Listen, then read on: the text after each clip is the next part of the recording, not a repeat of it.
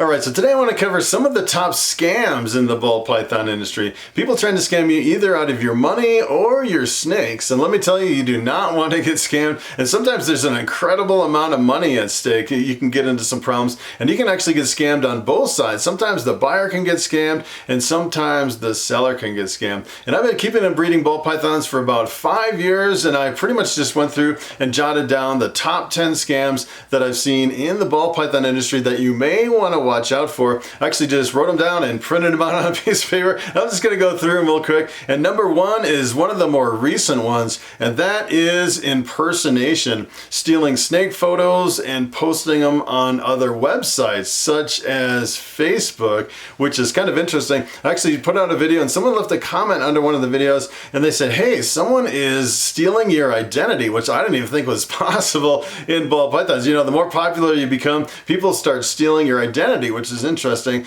And they said someone was over on Facebook, and apparently what they did is they took like a snapshot of a frame in one of my videos with my reticulated python, with me and Lucy, my reticulated python, in the picture, and I guess they photoshopped other people in there, and then they put on Facebook that apparently I was supposedly selling Lucy, and they were trying to sell Lucy for me, which is not correct. That did not happen. Let me tell you, I still have Lucy, and Lucy is not for sale, but someone was trying to say that they were me or they were an employee of mine trying to sell one of my snakes, which you really have to be careful of. As a matter of fact, if you're actually looking for one of my snakes, there's pretty much only 2 places that I sell snakes. I actually sell them over on Morphmarket. As a matter of fact, right now I don't have any snakes for sale. I pretty much burned through all my hatchlings. I may have a couple here that I might post. I have one assist feeding and one that I don't know. One guy said he was going to pay on Tuesday and he never paid me, so that snake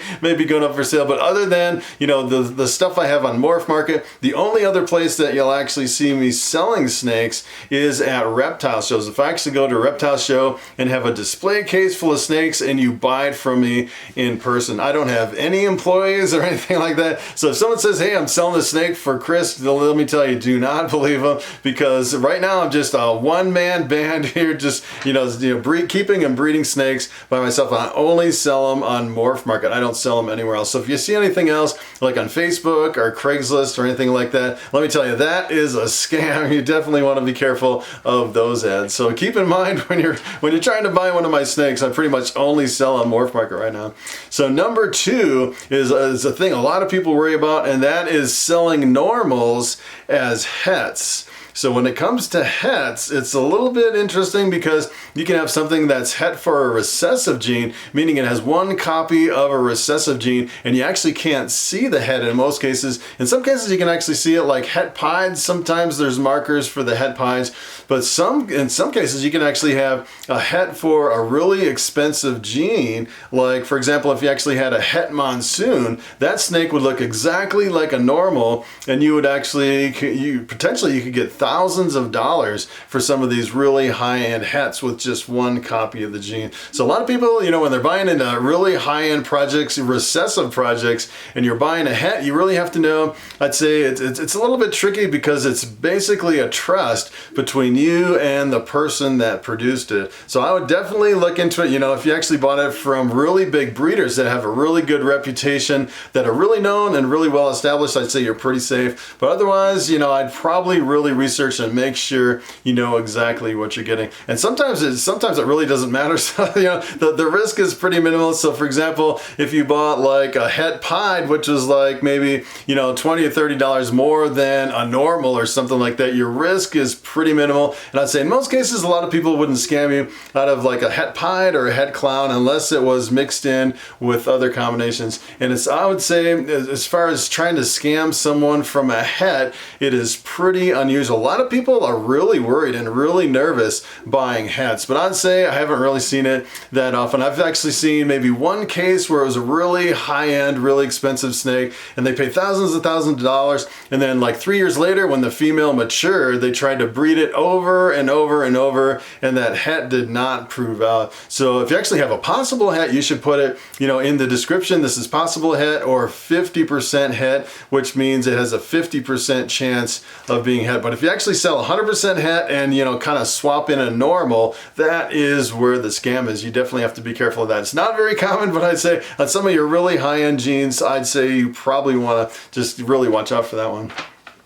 All right, I don't know what Bobby's doing here in my face. All right, Bobby. All right, let's see. Number three. Number three, I actually did a video about this one, and that is painted snakes. Believe it or not, someone had a painted snake scam where they actually took a white snake. I think it was like a blue-eyed leucistic, and as far as what they could figure out, they were actually using watercolors, and they took a blue-eyed leucistic or a white snake, and they painted it red. So it was like this bright red ball python, and they were like making all this stuff up like it was a brand new gene and it was recessive, and they were selling hets for an astronomical amount of money or something like that. It was a really crazy story, and a lot of people fell for it and, you know, spent tens of thousands. In some cases, I think one guy spent over $100,000 on the project, and come to find out the whole thing was a scam, and they just painted the snake with watercolors. That's kind of the craziest scam I've ever seen. I'd say, you know, most people are aware of that scam now, and you definitely, if you see a bright red snake,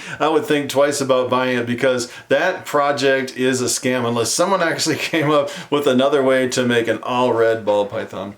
All right, so number four, this is kind of one of the big things as far as paying for a snake. Number four is paying for a snake that never ships, or you get like a fraud check or something like that where the money is kind of hung up. I've seen a lot of people where they'll actually they'll sell a snake, and someone on the other end will say, hey, I want to buy the snake, but I want to give you a check for more than the snake is worth, and then I want you to give me like a certified money order, the extra money back. Let me tell you, if you ever have someone overpay for a snake and they want like a certified check or money order in return for the extra, that is, let me tell you, that is guaranteed to be a scam. A lot of people have actually been scammed for that, and a lot of times I've actually seen people kind of shy away from PayPal too, because PayPal has really strong return policies. If you sell someone a snake and they complain to PayPal, they pay through PayPal, a lot of times PayPal will instantly refund your money and the guy gets scammed out of the snake. So a lot of people are kind of afraid of PayPal. Personally, I really like PayPal because of the protection policy,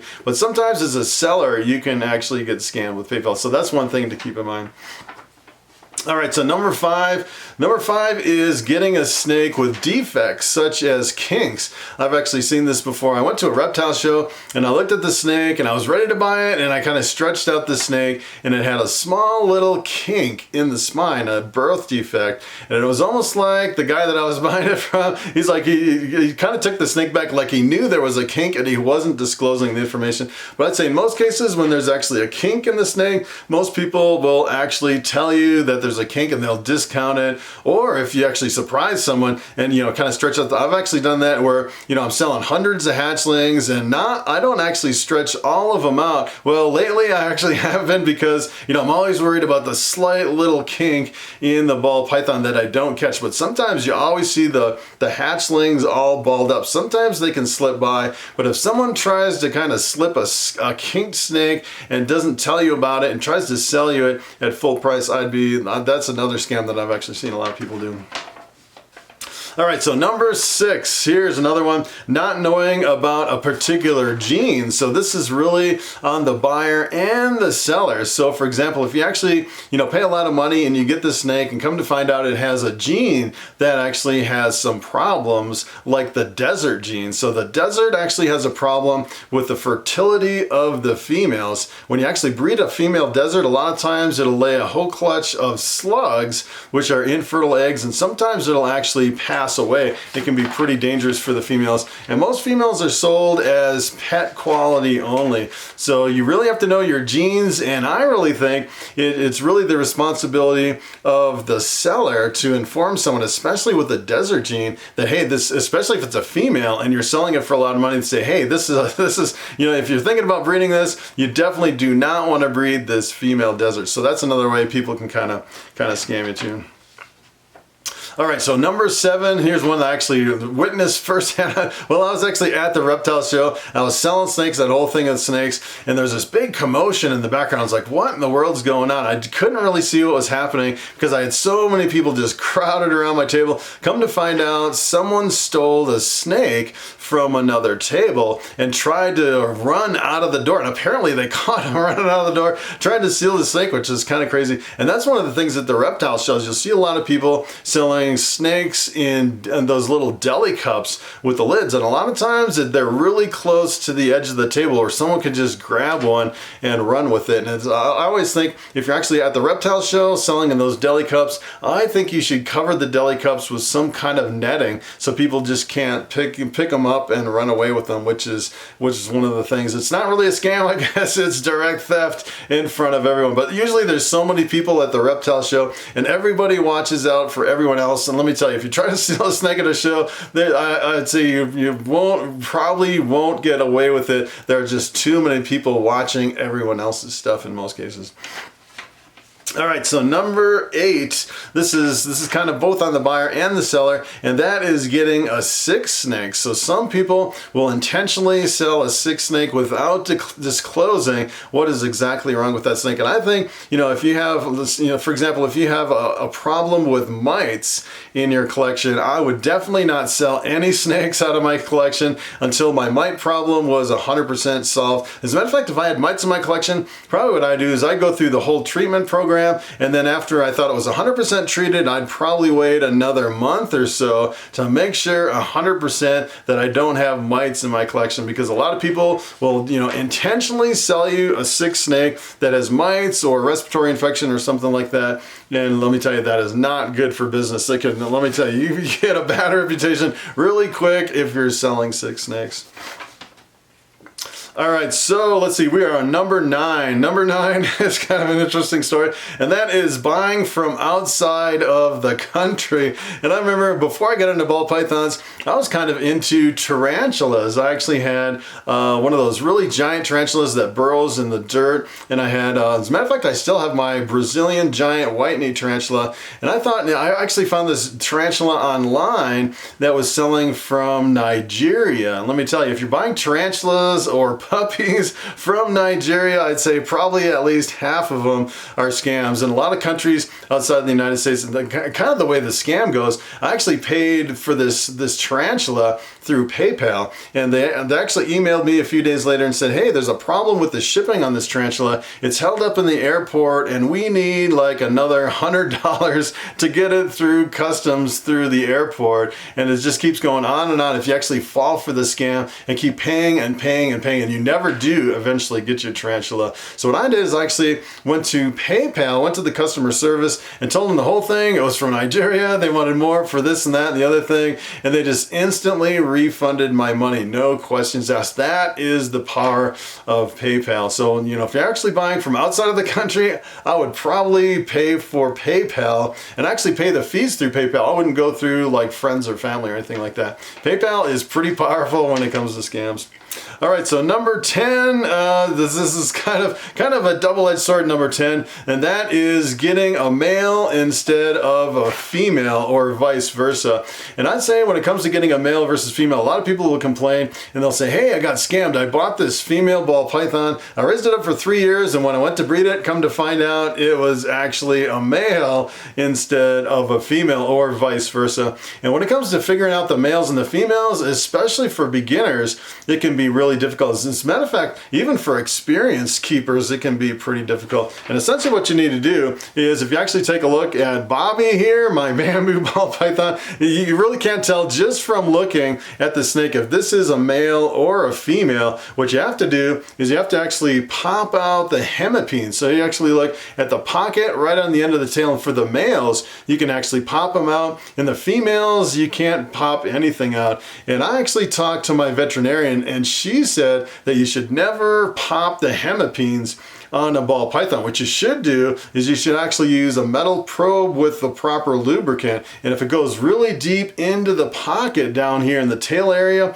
it's a male. If it goes in just a little bit, it's a female. And let me tell you, I've actually sold some snakes at reptile shows, and every time I go to a reptile show and sell some snakes, I always bring my probe kit, and almost every single time someone comes up to the table with a snake that they want to buy, and they're like, we don't know if this is a male or a female. And the problem is if you're not used to ball pythons and popping the hemipines, essentially what you can do is you can get a female and you keep trying to pop the hemipines out over and over and over, and nothing comes out, and then you start thinking, all right, am I actually popping them right? Because it really takes a specific technique to pop out the hemipines, and you almost have to press a little too hard that I'm not really comfortable with pressing that hard on the tail of the snake. My veterinarian said you can permanently damage a snake by popping the hemipines, especially if you don't know what you're doing. You know, some of these old guys that have been breeding for 20 years, they're like, oh yeah, it's easy, just pop out the hemipines. But I've seen a lot of people trying over and over and over and not actually having their technique right. You kind of have to roll from the base of the tail to the vent, and you have to kind of, you have to do it right. I would not recommend